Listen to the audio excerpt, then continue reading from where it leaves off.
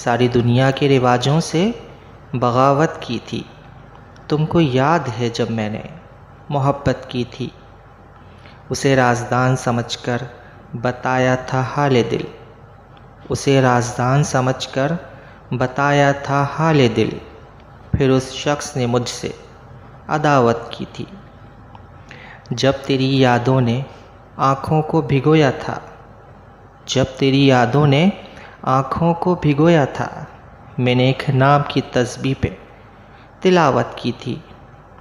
اس کو چھوڑ کر ہنستے ہوئے گھر آ کر، اس کو چھوڑ کر ہنستے ہوئے گھر آ کر اتنا روئے تھے کہ آنکھوں نے شکایت کی تھی۔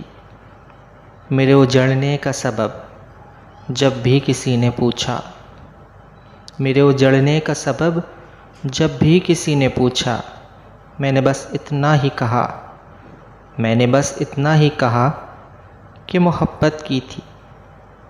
Thank you so much.